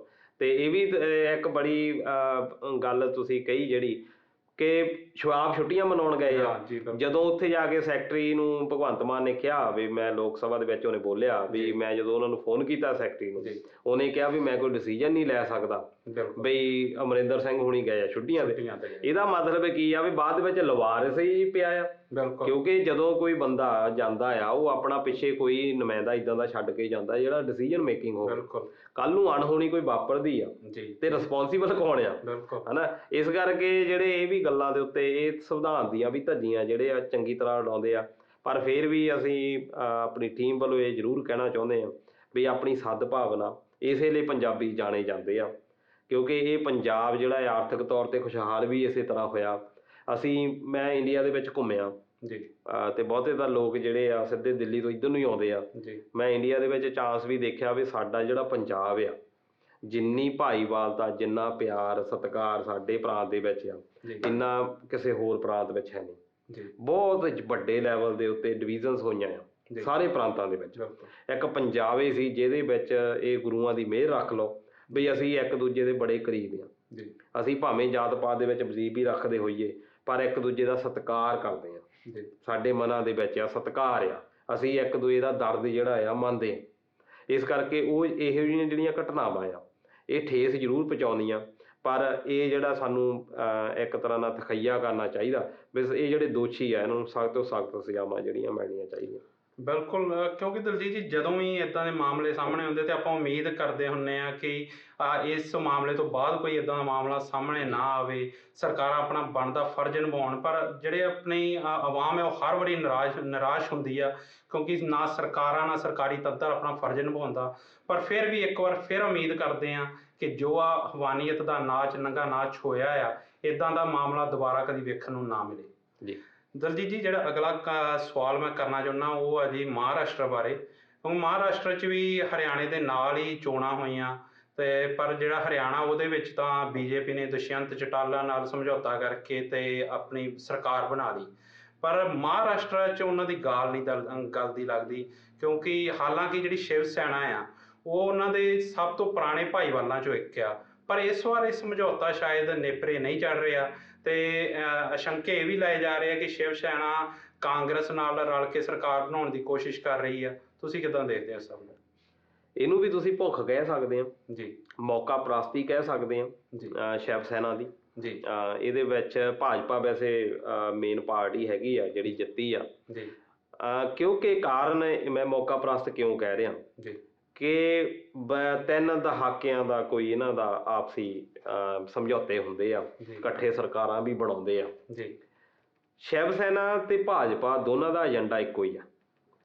ਏਜੰਡਾ ਇਹ ਆ ਕਿ ਪਹਿਲਾਂ ਤਾਂ ਰਾਮ ਮੰਦਿਰ ਸੀ ਇਹਨਾਂ ਦਾ ਮੁੱਦਾ, ਈਵਨ ਕਿ ਉਸ ਵੇਲੇ ਜਿਹੜੇ ਠਾਕਰੇ ਸਾਹਿਬ ਹੁੰਦੇ ਸੀ ਉਹਨਾਂ ਨੇ ਆਪਣੇ ਸ਼ਿਵ ਸੈਨਿਕ ਭੇਜੇ ਸੀ ਕਿ ਮੰਦਿਰ ਜਿਹੜਾ ਉਹ ਮਸਜਿਦ ਆ ਉਹ ਢਾਹ ਕੇ ਆ। ਉਹਨਾਂ ਨੇ ਬੜੇ ਪ੍ਰਾਊਡ ਨਾਲ ਕਿਹਾ ਸੀ ਵੀ ਅਸੀਂ ਜਿਹੜੀ ਆ ਮਸਜਿਦ ਢਾਈ। ਮੰਦਿਰ ਬਣਾਉਣਾ ਇਹਨਾਂ ਦਾ ਪ੍ਰਾਣ ਸੀ। ਫਿਰ 1992-93 ਦੇ ਵਿੱਚ ਮੁੰਬਈ ਜਿਹੜਾ ਬੰਬ ਬਲਾਸਟ ਹੋਏ ਆ, ਸੀਰੀਅਲ ਬੰਬ ਬਲਾਸਟ ਹੋਏ ਸੀ, ਉਸ ਵੇਲੇ ਵੀ ਇਹਨਾਂ ਦੇ ਉੱਤੇ ਬੜੇ ਚਾਰਜ ਲੱਗੇ ਵੀ ਇਹਨਾਂ ਨੇ ਉਸ ਤੋਂ ਬਾਅਦ ਜਿਹੜੀ ਹਿੰਸਾ ਭੜਕੀ ਆ ਉਹਦੇ ਵਿੱਚ ਵੀ ਇਹਨਾਂ ਦਾ ਬਹੁਤ ਵੱਡਾ ਯੋਗਦਾਨ ਸੀ। ਮੁਸਲਮਾਨਾਂ ਦੇ ਖਿਲਾਫ ਬਹੁਤ ਜ਼ਿਆਦਾ ਅੱਗ ਉਗਲਦੇ ਆ, ਭਾਜਪਾ ਨਾਲੋਂ ਵੀ ਜ਼ਿਆਦਾ। ਫਿਰ ਇੱਕ ਇਹਨਾਂ ਨੇ ਕੰਮ ਕਰ ਲਿਆ ਵੀ ਉੱਤਰ ਭਾਰਤੀ ਨਹੀਂ ਇੱਧਰ ਆਉਣੇ ਚਾਹੀਦੇ। ਉੱਤਰ ਭਾਰਤੀਆਂ ਦੇ ਨਾਲ ਨਫ਼ਰਤ ਦੇਖੋ।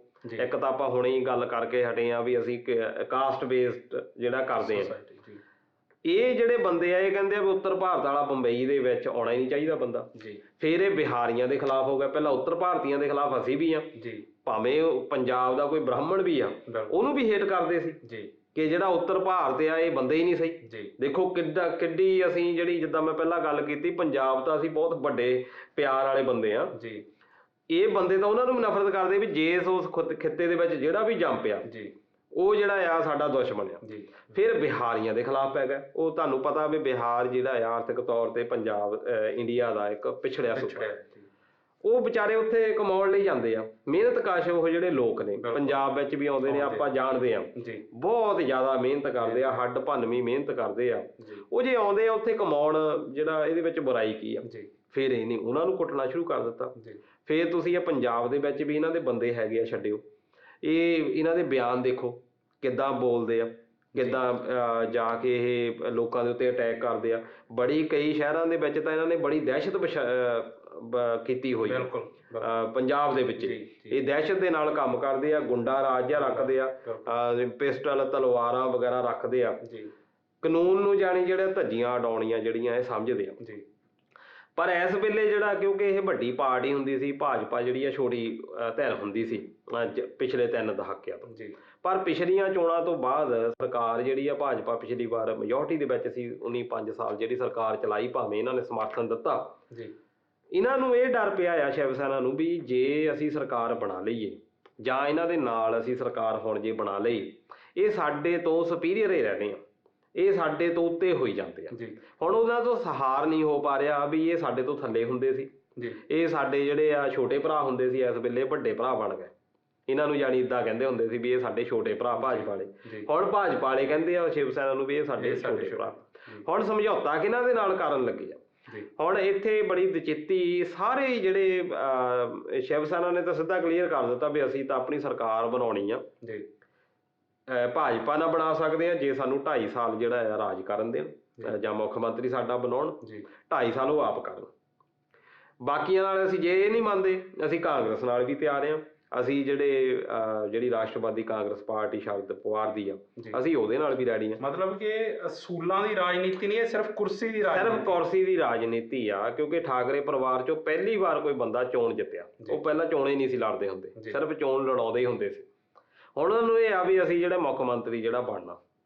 ਹੁਣ ਇਹਦੇ ਕਰਕੇ ਜਿਹੜਾ ਕਾਫੀ ਕਸ਼ਮਕਸ਼ ਹੋਈ ਆ, ਕਿਉਂਕਿ ਕਾਂਗਰਸ ਅੱਜ ਤੱਕ ਧਰਮ ਨਿਰਪੱਖ ਇਹਨਾਂ ਦੇ ਸੰਵਿਧਾਨ ਦੇ ਵਿੱਚ ਹੀ ਆ, ਜਦੋਂ ਦੀ ਬਣੀ ਹੋਈ ਆ ਕਿ ਇਹ ਧਰਮ ਨਿਰਪੱਖ ਪਾਰਟੀ ਆ। ਹੁਣ ਸੋਨੀਆ ਗਾਂਧੀ ਨੂੰ ਵੀ ਇਹ ਡਰ ਹੈਗਾ ਵੀ ਜੇ ਅਸੀਂ ਇਹਨਾਂ ਨਾਲ ਸਮਝੌਤਾ ਕਰ ਲੈਂਦੇ ਹਾਂ, ਸਾਡੀ ਉਹ ਜਿਹੜੀ ਧਰਮ ਨਿਰਪੱਖਤਾ ਆ ਉਹ ਕਿੱਥੇ ਜਾਣੀ ਆ? ਇਹ ਤਾਂ ਬੰਦਿਆਂ ਨੇ ਬਹੁਤ ਊਲ ਜਲੂਲ ਬੋਲਿਆ ਆ। ਇਹ ਤਾਂ ਬੰਦਿਆਂ ਦਾ ਜਿਹੜਾ ਕੋਈ ਹੈ ਹੀ ਨਹੀਂ ਰੁਕ ਢੰਗ। ਕੱਲ ਨੂੰ ਇਹ ਕਹਿ ਦੇਣਗੇ ਵੀ ਕਾਂਗਰਸੀਆਂ ਦੇ ਤੁਸੀਂ ਕੁੱਟੋ ਇਹਨਾਂ ਨੂੰ, ਇਹ ਸ਼ਿਵ ਸੈਨਾ ਨੇ ਤਾਂ ਡਾਂਗਾ ਚੱਕ ਕੇ ਕੁੱਟਣ ਲੱਗ ਜਾਣਾ। ਹੁਣ ਰਾਸ਼ਟਰਵਾਦੀ ਕਾਂਗਰਸ ਪਾਰਟੀ ਆ, ਉਹਨਾਂ ਦਾ ਵੀ ਇਹੀ ਆ ਕਿ ਉਹ ਜਿਹੜੇ ਆ ਧਰਮ ਨਿਰਪੱਖਤਾ ਦੇ ਤੌਰ ਤੇ, ਕਿਉਂਕਿ ਉਹ ਸ਼ਰਦ ਪਵਾਰ ਕਾਂਗਰਸ ਦੇ ਬੰਦੇ ਸੀ, ਉਹ ਤਾਂ ਸੋਨੀਆ ਗਾਂਧੀ ਜਦੋਂ ਐਂਟਰੀ ਕੀਤੀ ਆ ਉਦੋਂ ਬਾਹਰ ਹੋਏ ਆ, ਆਪਣੀ ਵੱਖਰੀ ਪਾਰਟੀ ਬਣਾਈ ਉਹਨਾਂ ਨੇ। ਪਰ ਫਿਰ ਵੀ ਉਹਨਾਂ ਦਾ ਜਿਹੜਾ ਸਾਥ ਆ ਕਾਂਗਰਸ ਦੇ ਨਾਲ, ਇਸ ਕਰਕੇ ਉਹ ਬੜੀ ਦੁਵਿਧਾ ਦੇ ਵਿੱਚ ਫਸੇ ਹੋਏ ਆ। ਪਰ ਦੂਜੇ ਪਾਸੇ ਉਹਨਾਂ ਦੀ ਪਰੇਸ਼ਾਨੀ ਇਹ ਆ ਕਿ ਜਿਹੜਾ ਸਰਕਾਰ ਜੇ ਬਣਾ ਵੀ ਲਈਏ, ਫਿਰ ਬਾਅਦ ਦੇ ਵਿੱਚ ਨਿਭਾਉਣੀ ਕਿੱਥੇ ਤੱਕ ਇਹ ਸ਼ਿਵ ਸੈਨਾ ਨਿਭਾ ਸਕਦੀ ਆ, ਇੱਕ ਇਹ ਵੀ ਜਿਹੜਾ ਚੈਲੰਜ ਦੇ ਤੌਰ ਦੇ ਉੱਤੇ ਜਿਹੜਾ ਦੇਖ ਰਹੇ ਆ ਉਹ। ਪਰ ਭਾਜਪਾ ਨੂੰ ਵੀ ਉਹ ਰੋਕਣਾ ਚਾਹੁੰਦੇ ਆ ਵੀ ਭਾਜਪਾ ਦੀ ਜਿਹੜੀ ਸਰਕਾਰ ਆ ਉਹ ਨਾ ਬਣੇ, ਕਿ ਭਾਜਪਾ ਜਿਹੜੀ ਆ ਪਿੱਛੇ ਰਵੇ, ਕਿਉਂਕਿ ਅਸਲੀ ਤਾਂ ਉਹਨਾਂ ਦਾ ਜਿਹੜੀ ਕੰਪੀਟੀਸ਼ਨ ਆ ਉਹ ਭਾਜਪਾ ਦੇ ਨਾਲ ਹੀ ਆ, ਵੀ ਉਹਨੂੰ ਰੋਕਣਾ ਵੀ ਆ ਕਿਸੇ ਤਰੀਕੇ ਦੇ ਨਾਲ। ਇਸ ਕਰਕੇ ਹੁਣ ਜਿਹੜਾ ਰਾਜਪਾਲ ਆ ਕੋਸ਼ਵਾਨੀ ਸਾਹਿਬ, ਉਹ ਜਿਹੜੇ ਕਿਉਂਕਿ ਉਹ ਤਾਂ ਫਿਰ ਬੰਦੇ ਜਿਹੜੇ ਆ ਭਾਜਪਾ ਦੇ ਹੀ ਆ, ਉਹਨਾਂ ਨੇ ਸ਼ਰਤਾਂ ਲਾ ਦਿੱਤੀਆਂ ਕਿ ਤੁਸੀਂ ਜਿਹੜੇ ਆ ਸਰਕਾਰ, ਕਿਉਂਕਿ ਉਹਨੇ ਕਿਹਾ ਸ਼ਿਵ ਸੈਨਾ ਨੇ ਵੀ ਸਰਕਾਰ ਬਣਾਉਣੀ ਚਾਹੁੰਦੇ ਆ, ਉਹ ਕਹਿੰਦੇ ਵੀ ਆਪਣੇ ਜਿਹੜੇ ਤੁਸੀਂ MLA ਹੈਗੇ ਆ ਉਹਨਾਂ ਤੋਂ ਸਾਈਨ ਕਰਵਾ ਕੇ ਲਿਆਓ, ਨੀਲੀ ਸ਼ਾਹੀ ਦੇ ਨਾਲ ਸਾਈਨ ਕੀਤੇ ਹੋਣ, ਤੁਸੀਂ ਉੱਪਰ ਇੱਕ ਕਵਰਿੰਗ ਲੈਟਰ ਲਾਓ, ਉਹਦੇ ਉੱਤੇ ਆਪਣੇ ਸਾਈਨ ਕਰੋ ਵੀ ਇਹ ਬੰਦਾ ਜਿਹੜਾ ਸਾਡਾ ਆ ਇਹਨੇ ਸਾਈਨ ਕੀਤੇ ਆ, ਤੇ ਉਹ ਵੀ ਸਾਈਨ ਇਹ ਕਰੇ MLA ਵੀ ਮੈਂ ਕਿਸੇ ਦਬਾਅ ਵਿੱਚ ਸਾਈਨ ਨਹੀਂ ਕਰ ਰਿਹਾ, ਤਾਂ ਜਿਹੜੇ ਸਾਡਾ ਮੈਂ ਅੱਗੇ ਜਿਹੜਾ ਸੱਦਾ ਆ ਸਾਨੂੰ ਦਊਂਗਾ ਸਰਕਾਰ ਬਣਾਉਣ ਦੇ ਲਈ। ਹੁਣ ਉੱਥੇ ਵੀ ਚਿੱਤੀ ਆ, ਕਿਉਂਕਿ 65 ਦੇ ਵਿੱਚੋਂ ਇਹ ਦੱਸਦੇ ਆ ਵੀ 48 ਬੰਦੇ ਜਿਹੜੇ ਸ਼ਿਵ ਸੈਨਿਕਾਂ ਦੇ ਹੈਗੇ ਆ MLA, ਉਹਨਾਂ ਨੇ ਤਾਂ ਸਾਈਨ ਕਰ ਦਿੱਤੇ ਆ, ਪਰ ਬਾਕੀ ਜਿਹੜੇ ਬੰਦੇ ਆ ਉਹ ਜਿਹੜੇ ਸਾਈਨ ਨਹੀਂ ਕਰ ਰਹੇ, ਉਹ ਵੀ ਜਿਹੜੇ ਰੌਲਾ ਪਾ ਰਹੇ ਆ ਵੀ ਤੁਸੀਂ ਜਿਹੜਾ ਆ ਭਾਜਪਾ ਦੇ ਨਾਲ ਰਲ ਕੇ ਸਰਕਾਰ ਬਣਾ ਸਕਦੇ ਆ। ਭਾਜਪਾ ਜਿਹੜੀ ਚੁੱਪ ਚਪੀਤੇ ਸਭ ਕੁਝ ਦੇਖ ਰਹੀ ਆ, ਉਹ ਇਸ ਕਰਕੇ ਦੇਖ ਰਹੀ ਆ ਵੀ ਉਹ ਹੁਣ ਇੱਕ ਤਰ੍ਹਾਂ ਨਾਲ ਦੇਖ ਰਹੀ ਆ ਵੀ ਲੋਕਾਂ ਦੇ ਵਿੱਚ ਸ਼ਿਵ ਸੈਨਾ ਦਾ ਐਨ ਮਲੀਆ ਮੇਟ ਹੋ ਜਾਵੇ, ਕਿਉਂਕਿ ਲੋਕੀ ਦੇਖ ਰਹੇ ਆ ਸਾਰੀਆਂ ਗੱਲਾਂ, ਕਿਉਂਕਿ ਦੋਨਾਂ ਦੀ ਵੋਟ ਕੱਟੜ ਹਿੰਦੂਵਾਦ ਆ, ਦੋਨੇ ਸ਼ੇਅਰ ਕਰਦੇ ਆ ਕੱਟੜ, ਕਿਉਂਕਿ ਏਜੰਡਾ ਹੀ ਰਾਮ ਮੰਦਿਰ ਹਿੰਦੂ ਰਾਸ਼ਟਰ, ਉਹ ਏਜੰਡਾ ਤਾਂ ਇੱਕੋ ਹੀ ਆ, ਪੂਰੀ ਤਰ੍ਹਾਂ ਹਿੰਦੂਇਜ਼ਮ ਪ੍ਰਮੋਟ ਕਰਦੇ ਆ। ਉਹਨਾਂ ਦਾ ਇਹ ਆ ਵੀ ਇਹ ਜਿਹੜੇ ਬੰਦੇ ਆ ਲੋਕਾਂ 'ਚ ਇਹ ਹੋ ਜਾਵੇ ਵੀ ਇਹਨਾਂ ਦਾ ਕੋਈ ਕਿਸੇ ਦੇ ਨਾਲ ਸਰੋਕਾਰ ਨਹੀਂ, ਇਹ ਕਾਂਗਰਸ ਨਾਲ ਵੀ ਰਲ ਸਕਦੇ ਆ, ਇਹ ਆਪਣੇ ਅਸੂਲ ਵੀ ਜਿੱਦਾਂ ਤੁਸੀਂ ਕਿਹਾ ਅਸੂਲ ਵੀ ਛੱਡ ਸਕਦੇ ਆ, ਇਸ ਕਰਕੇ ਉਹ ਉੱਧਰ ਆ ਸਕਦੇ ਆ। ਉਹ ਹੁਣ ਉਹਨਾਂ ਨੂੰ ਇਹ ਆ ਵੀ ਜੇ ਕੱਲ੍ਹ ਨੂੰ ਚੋਣਾਂ ਵੀ ਹੋ ਜਾਂਦੀਆਂ ਅਸੀਂ ਜਿਹੜੀ ਸ਼ਿਵ ਸੈਨਾ ਦੀ ਜਿਹੜੀ ਵੋਟ ਬੈਂਕ ਆ ਉਹਦੇ ਉੱਤੇ ਕਬਜ਼ਾ ਕਰ ਸਕਦੇ, ਇਸ ਕਰਕੇ ਉਹ ਅਜੇ ਐਫਰਟ ਕੋਈ ਨਹੀਂ ਕਰ ਰਹੇ। ਬਾਕੀ ਇਹ ਵੀ ਕਿਹਾ ਜਾ ਰਿਹਾ ਵੀ ਜੇ ਥੋੜ੍ਹਾ ਚਿਰ ਹੋਰ ਪੈਂਦਾ, ਰਾਸ਼ਟਰਪਤੀ ਸ਼ਾਸਨ ਲੱਗਾ ਹੋਇਆ, ਵੀ ਉਹ ਜਿਹੜੀ ਤੋੜ ਭੰਨ ਆ ਉਹ ਕਰ ਸਕਦੇ ਆ, ਸਰਕਾਰ ਵੀ ਜਿਹੜੀ ਆ ਉਹ ਬਣਾ ਸਕਦੇ ਆ। ਸੋ ਦਲਜੀਤ, ਦੇਖਦੇ ਆ ਆਉਣ ਵਾਲੇ ਦਿਨਾਂ 'ਚ ਗੇਮ ਕਿੱਧਰ ਨੂੰ ਪੈਂਦੀ ਆ। ਦਲਜੀਤ ਜੀ, ਪ੍ਰੋਗਰਾਮ ਇੱਦਾਂ ਹੀ ਜਾਰੀ ਰੱਖਾਂਗੇ, ਪਰ ਪਹਿਲਾਂ ਲੈਂਦੇ ਇੱਕ ਛੋਟੀ ਜਿਹੀ ਬ੍ਰੇਕ।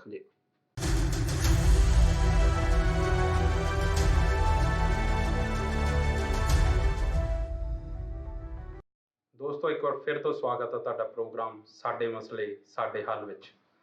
ਦਲਜੀਤ ਜੀ, ਜਿਹੜਾ ਅਗਲਾ ਸਵਾਲ ਮੈਂ ਪੁੱਛਣਾ ਚਾਹੁੰਦਾ ਉਹ ਹੈ ਜੀ ਕਿ ਭਾਰਤ ਦੇ ਜਿਹੜੇ ਵਿੱਤ ਮੰਤਰੀ ਆ ਨਿਰਮਲਾ ਸੀਤਾਰਮਨ, ਉਹਨਾਂ ਨੇ ਰਾਜ ਸਭਾ 'ਚ ਬਿਆਨ ਦਿੱਤਾ ਕਿ RBI ਮੁਤਾਬਕ ਪਿਛਲੇ 6 ਮਹੀਨਿਆਂ ਤੋਂ ਜਿਹੜਾ 1 ਅਪ੍ਰੈਲ 2019 ਤੋਂ 30 ਸਤੰਬਰ 2019 ਤੱਕ ਤਕਰੀਬਨ 95,000 ਕਰੋੜ ਰੁਪਏ ਦੇ ਬੈਂਕ ਘੁਟਾਲੇ ਸਾਹਮਣੇ ਆਏ ਆ। ਸੋ ਮੈਂ ਪੁੱਛਣਾ ਇਹ ਚਾਹੁੰਦਾ ਕਿ ਤੁਸੀਂ ਕੀ ਸੋਚਦੇ ਆ ਇਸ ਬਾਰੇ ਕਿ ਇੰਨੇ ਜ਼ਿਆਦਾ ਘੁਟਾਲੇ ਕਿਉਂ ਵੱਧ ਰਹੇ? ਕੋਈ 5743 ਮਾਮਲੇ ਦੱਸਦੇ ਆ, ਇਹ ਬੜੀ ਇੱਕ ਚਿੰਤਾਜਨਕ ਵਿਸ਼ਾ। ਬਿਲਕੁਲ, ਕਿ 95,000 ਤੋਂ ਜ਼ਿਆਦਾ ਦਾ ਜਿਹੜਾ ਕਰੋੜ ਦਾ ਘਾਟਾ ਆ ਉਹ ਬੈਂਕਾਂ ਨੂੰ ਚੂਨਾ ਇੱਕ ਤਰ੍ਹਾਂ ਨਾਲ ਲਗਾਇਆ ਗਿਆ। ਚੂਨਾ ਕਿੱਦਾਂ ਲਾਇਆ ਜਾਂਦਾ ਕਿ ਲੋਨ ਲੈ ਲਿਆ ਜਾਂਦਾ ਤੇ ਉਸ ਤੋਂ ਬਾਅਦ ਜਿਹੜਾ ਉਹਨੂੰ ਮੋੜਿਆ ਨਹੀਂ ਜਾਂਦਾ, ਜਾਂ ਦਿਵਾਲੀਆ ਘੋਸ਼ਿਤ ਆਪਣੇ ਆਪ ਨੂੰ ਕਰ ਦਿੱਤਾ ਜਾਂਦਾ ਕਿ ਮੈਂ ਤਾਂ ਦੇ ਹੀ ਨਹੀਂ ਸਕਦਾ। ਹੁਣ ਇਹ ਕਰੋੜਾਂ ਦੇ ਵਿੱਚ ਜਿਹੜਾ ਲੋਨ ਆ ਲਿਆ ਜਾਂਦਾ, ਸਭ ਤੋਂ ਪਹਿਲਾਂ ਤਾਂ ਬੈਂਕ ਦੀ ਜ਼ਿੰਮੇਵਾਰੀ ਹੁੰਦੀ ਆ ਇਹ ਸਿਕਿਉਰ ਕਰਨਾ ਕਿ ਇਹ ਬੰਦਾ ਕੀ ਸਾਡਾ ਲੋਨ ਮੋੜ ਸਕਦਾ। ਪਰ ਇਹ ਬੜੀ ਚਿੰਤਾਜਨਕ ਆ ਵੀ ਉਹਦੇ ਵਿੱਚ ਨਾਕਾਮ ਹੋਈਆਂ ਬੈਂਕਾਂ ਇਹ ਦੇਖਣ ਦੇ ਵਿੱਚ। ਤੇ ਉਹਦਾ ਜਿਹੜਾ ਇੱਕ ਹੈਗਾ ਇਹਨਾਂ ਨੇ ਸਿਸਟਮ ਵੈਸੇ ਬਣਾਇਆ ਹੋਇਆ ਆ ਵੀ ਉਹਨੂੰ ਆਰੰਭਿਕ ਚੇਤਾਵਨੀ ਸਿਸਟਮ ਕਹਿ ਦਿੰਦੇ ਆ, ਵੀ ਉਹਦੇ ਵਿੱਚ ਉਹ ਚੈੱਕਅਪ ਕਰਦੇ ਆ। ਹੁਣ ਇੱਥੇ ਵੀ ਇਹ ਹੈਗਾ ਵੀ ਇੱਕ ਗਰੀਬ ਬੰਦੇ ਨੇ 5,000 ਜਾਂ 10,000 ਦਾ ਹੀ ਲੋਨ ਲੈਣਾ ਹੋਵੇ, ਉਹਦੀਆਂ ਇੰਨੀਆਂ ਜ਼ਿਆਦੀਆਂ ਚੈੱਕਅਪ ਕੀਤੀਆਂ ਜਾਂਦੀਆਂ ਵੀ ਉਹਦੇ ਔਖਾ ਹੀ ਹੋ ਜਾਂਦਾ ਇੰਨਾ ਪੇਪਰ ਵਰਕ। ਪਰ ਜਿੰਨੀਆਂ ਅਸੀਂ ਦੇਖਿਆ ਵੀ ਉਹ ਨੀਰਵ ਮੋਦੀ ਦੀ ਆਪਾਂ ਗੱਲ ਕਰ ਲਈਏ ਜਾਂ ਮਾਲੀਆ ਦੀ ਗੱਲ ਕਰ ਲਈਏ, ਉੱਥੇ ਜਿਹੜੀਆਂ ਕੁਛ ਕੁ ਇੱਦਾਂ ਦੀਆਂ ਹੈਗੀਆਂ, ਕਿਉਂਕਿ ਬੈਂਕਾਂ ਦੇ ਮੁਲਾਜ਼ਮਾਂ ਦੀ ਵੀ ਵਿੱਚ ਮਿਲੀ ਭੁਗਤ ਹੈਗੀ ਆ ਕਿ ਕੁਛ ਜਿਹੜੀਆਂ ਆਰੰਭਿਕ ਜਿਹੜੀਆਂ ਕਾਫੀ ਛੋਟਾਂ ਜਿਹੜੀਆਂ ਆ ਉਹ ਦੇ ਦਿੱਤੀਆਂ ਜਾਂਦੀਆਂ, ਉਹ ਫਿਰ ਗਲੇ ਦੀ ਫਾਸ ਜਿਹੜੀਆਂ ਬਣ ਗਈਆਂ। ਇਹਦੇ ਵਿੱਚ ਹੁਣ ਜੇ ਅਸੀਂ ਕਹੀਏ ਵੀ ਕੋਈ ਸਰਕਾਰਾਂ ਦਾ ਹੈਗਾ, ਸਰਕਾਰਾਂ ਨੂੰ ਤਾਂ ਹੁਣ ਭੁਗਤਣਾ ਪੈ ਰਿਹਾ, ਪਰ ਅਸਲ ਦੇ ਵਿੱਚ ਬੈਂਕਾਂ ਦਾ ਜਿਹੜਾ ਤਾਲਮੇਲ ਆ, ਬੈਂਕਾਂ ਦਾ RBI ਦੇ ਨਾਲ ਜਿਹੜੀ ਸੂਚਨਾਵਾਂ ਦਾ ਆਦਾਨ ਪ੍ਰਦਾਨ ਆ, ਇਹ ਜ਼ਰੂਰ ਕਰਨਾ ਪੈਣਾ, ਇਹਨਾਂ ਨੂੰ ਸੁਧਾਰ ਇਹਦੇ ਵਿੱਚ ਕਰਨਾ ਪੈਣਾ। ਦੂਜੇ ਪਾਸੇ ਇਹ ਆ ਕਿ ਕੋਈ ਇੱਦਾਂ ਦਾ ਸਿਸਟਮ, ਟਰੈਕਿੰਗ ਸਿਸਟਮ ਵਗੈਰਾ ਜਿਹੜੇ ਇਹਨਾਂ ਨੂੰ ਬੈਂਕਾਂ ਨੂੰ ਬਣਾਉਣੇ ਪੈਣੇ ਆ ਤਾਂ ਕਿ ਜਿਹੜਾ ਇਹ ਘਾਟਾ ਆ ਜਿਹੜਾ ਇਹ ਘਟਾਇਆ ਜਾ ਸਕੇ। ਅਦਰਵਾਈਜ਼ ਜੇ ਇਸ ਤਰੀਕੇ ਦੇ ਨਾਲ ਵੱਧ ਰਹੇ ਆ ਮੈਨੂੰ ਲੱਗਦਾ ਕੋਈ 4 ਗੁਣਾ ਦੇ ਕਰੀਬ ਜਿਹੜੇ ਆ ਲਗਾਤਾਰ ਇਹ ਮਾਮਲੇ ਵਧੇ ਆ ਤੇ ਕਿਉਂਕਿ ਉਹਨਾਂ ਨੂੰ ਵੀ ਇਹ ਲੱਗਦਾ ਆ ਵੀ ਬਾਅਦ ਦੇ ਵਿੱਚ ਸਿਕਿਉਰ ਹੋ ਜਾਓ, ਹੋਰ ਦੇਸ਼ਾਂ ਦੇ ਵਿੱਚ ਚਲੇ ਜਾਓ ਤੇ ਇੱਕ ਭੇਡ ਚਾਲ ਜੀ ਇਹ ਚੱਲ ਪਈ ਆ। ਪਰ ਹੁਣ ਜਿਹੜੀ RBI ਨੂੰ ਇਹਦੇ ਮਾਮਲੇ ਦੇ ਵਿੱਚ ਸਟੈਪ ਜਿਹੜੇ ਆ ਉਹ ਚੱਕਣੇ ਪੈਣੇ ਆ ਤਾਂ ਕਿ ਜਿਹੜੀ ਇਹ ਇੱਦਾਂ ਦੇ ਜਿਹੜੇ ਮਸਲੇ ਹੈਗੇ ਆ ਉਹਨੂੰ ਹੱਲ ਕੀਤਾ ਜਾ ਸਕੇ ਜੀ। ਸੋ ਦਲਜੀਤ ਜੀ, ਜਿਹੜਾ ਅੱਜ ਦਾ ਆਖਰੀ ਸਵਾਲ ਆ ਉਹ ਹੈ ਜੀ ਸ਼੍ਰੀਲੰਕਾ ਬਾਰੇ।